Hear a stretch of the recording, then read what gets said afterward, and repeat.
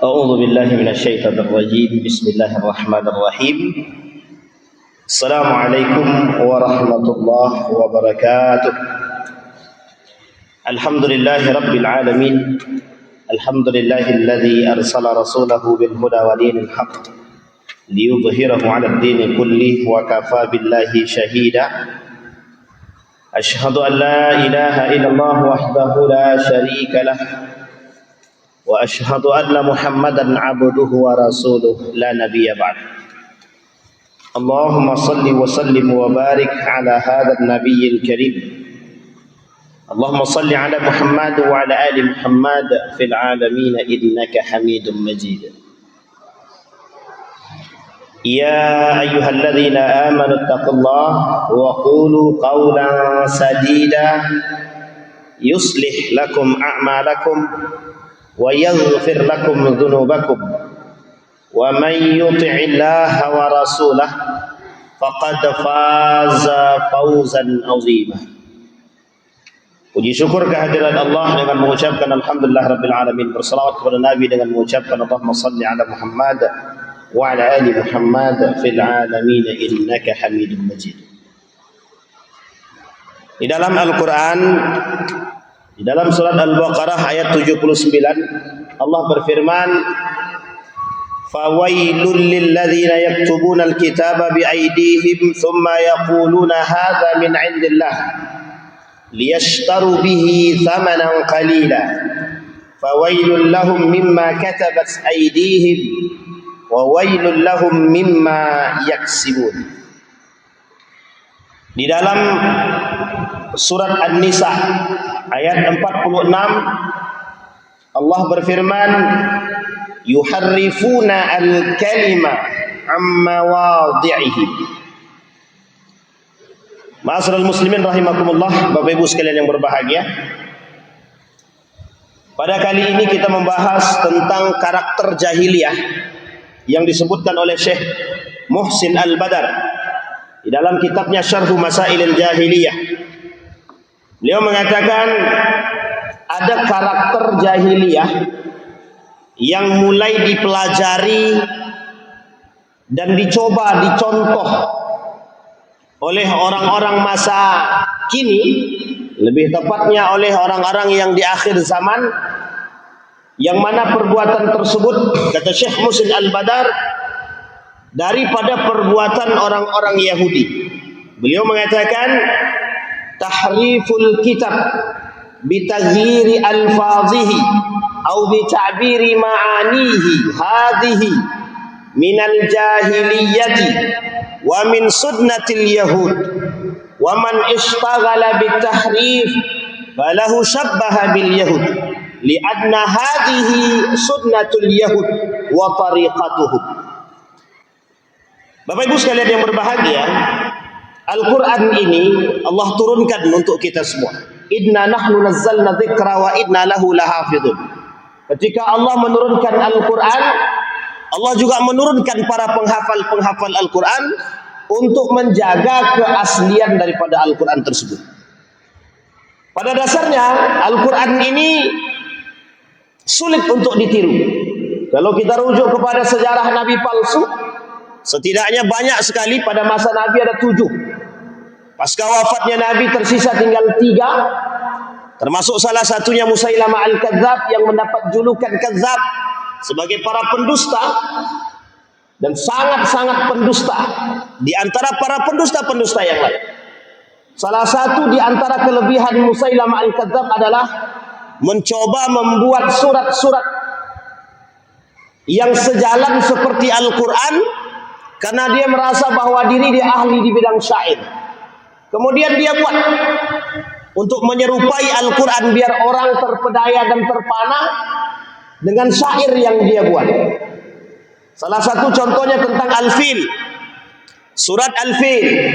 Ketika dia membuat surat Al-Fil, dia merasa ada kesamaan antara surat Al-Fil yang dia buat dengan surat Al-Fil yang terdapat di dalam Al-Quran.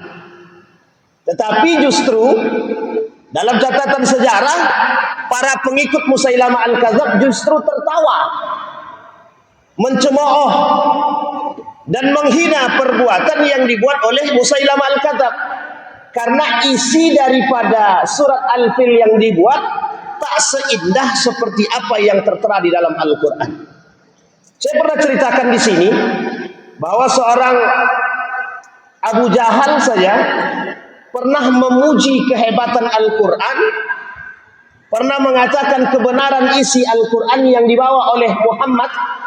Hanya saja karena gengsi karakternya jahiliyah, tidak mau mengakui kehebatan Al-Quran, maka dia lebih baik tidak masuk ke dalam risalah yang dibawa oleh Muhammad ketimbang menanggung rasa malu.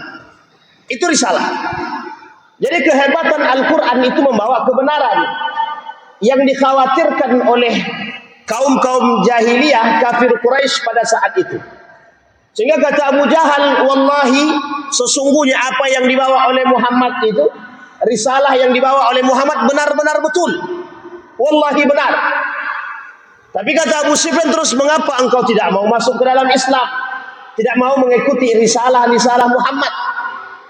Dijawab sama Abu Jahal bahwa dari kelompok dari Bani Muhammad ada Nabi, sementara dari kelompokku atau kabilahku tidak ada Nabi.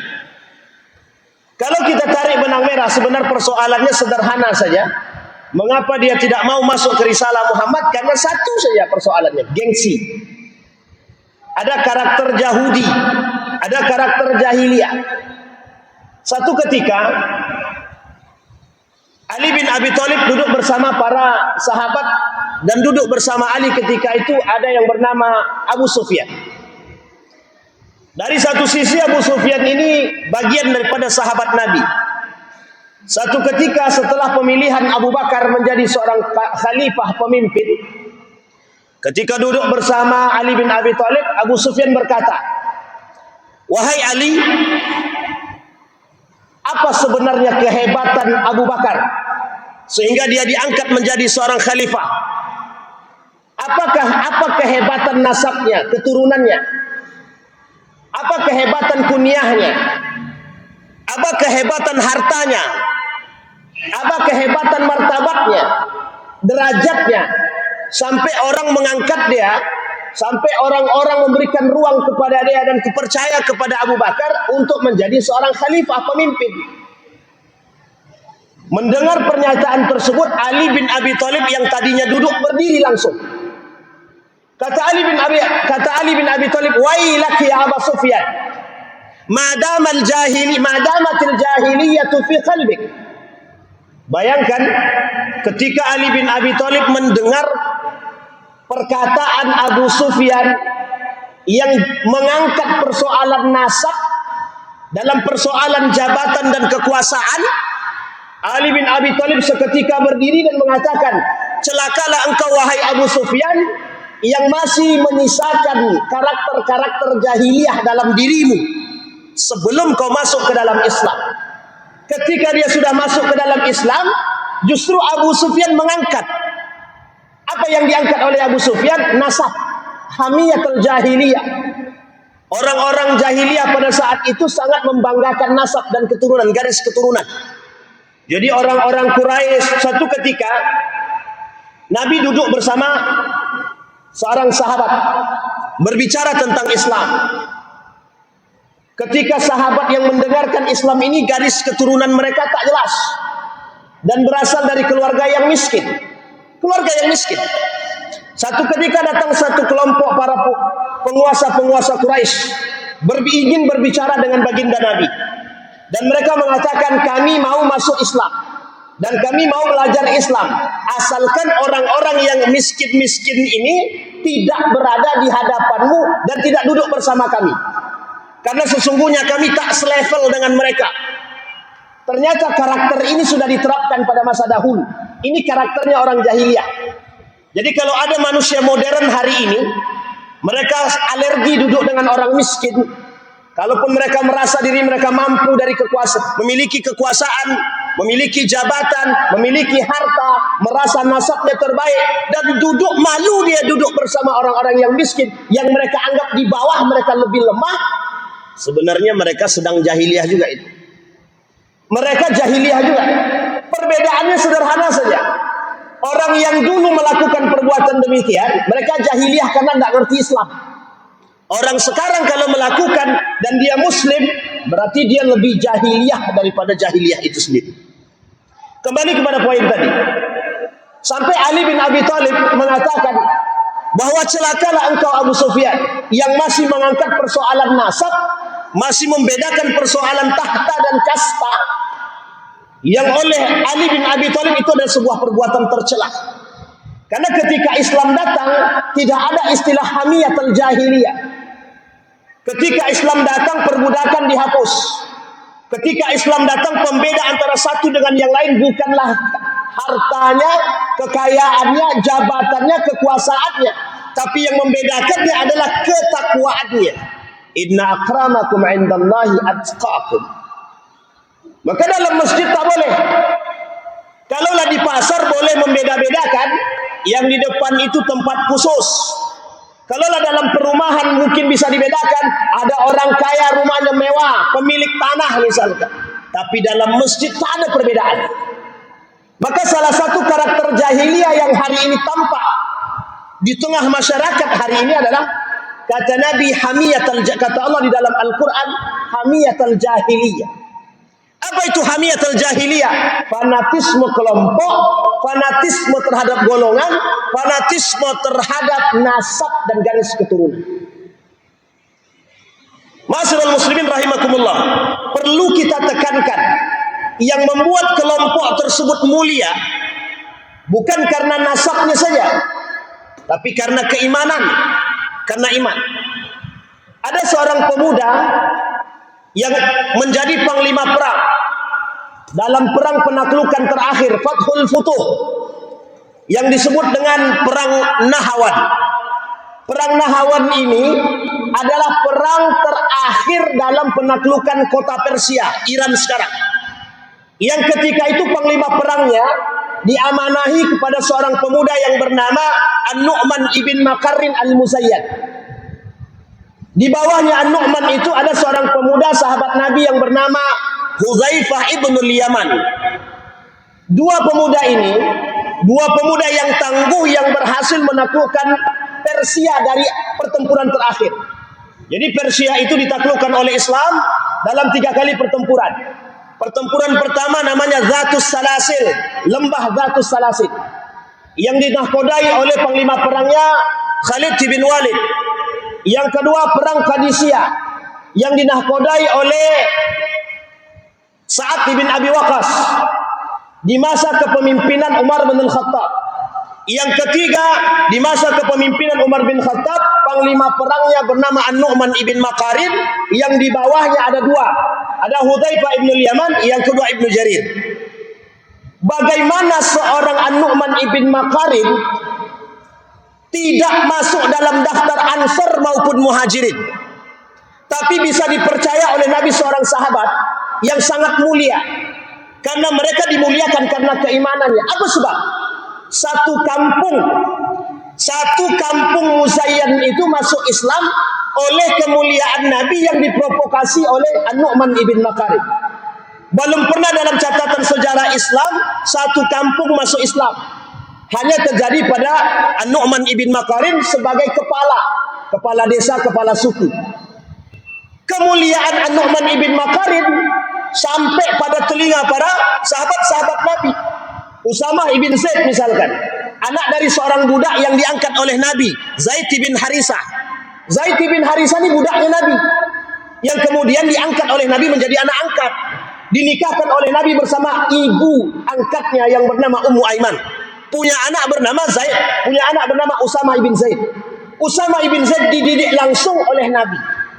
Jadi kemuliaan seseorang bukan pada nasabnya, kemuliaan seseorang bukan pada hartanya. Hari ini ada satu sistem yang disebut dengan konglomerasi. Yang kaya harus kaya, yang miskin harus miskin. Yang kaya tak mau berbaur dengan yang miskin juga tidak dibenarkan berbaur dengan orang kaya.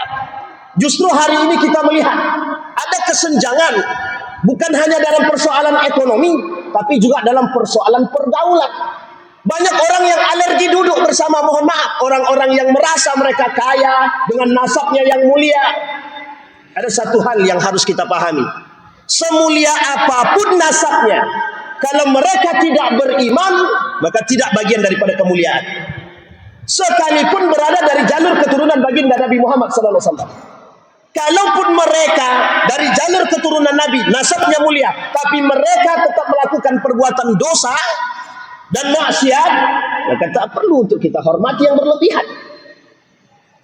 Dan ini poin penting yang harus kita pahami.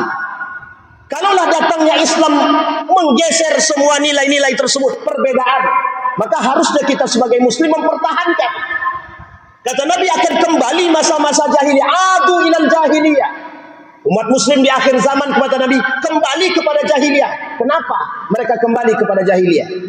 Mencontoh perbuatan-perbuatan orang-orang jahiliyah sebelum datangnya Islam. Bapak Ibu sekalian yang berbahagia, kesimpulan dari apa yang kita sampaikan, sahabat-sahabat Nabi menjadi contoh terbaik bagi kita. Kedatangan Islam itu memberikan tidak ada perbedaan antara si A dan si B, kasta dan lain sebagainya. Pembeda kita di hadapan Allah cuma satu saja, ketakwaan. Jangan kasih ruang kepada pelaku-pelaku yang membedakan antara si A dan si B karena kasta, tahta, maupun secara ekonomi dan nasab. Semua manusia sama di hadapan Allah. Yang membedakan mereka tergantung pada tingkat ketakwaannya. Inilah yang dikhawatirkan oleh Nabi, akan datang masa tersebut yang disebut dengan kembalinya mereka kepada kejahiliahan. Syekh Muhsin Al-Badar memperingatkan kita dalam kitabnya Syarhu Masailil Jahiliyah, jangan sampai orang muslim dan mengaku beriman justru terjebak dalam kasus-kasus kejahiliahan seperti ini. Mudah-mudahan ada manfaat. Fa'tabiru ya ulil absar la'allakum tuflihun. Assalamualaikum warahmatullahi wabarakatuh.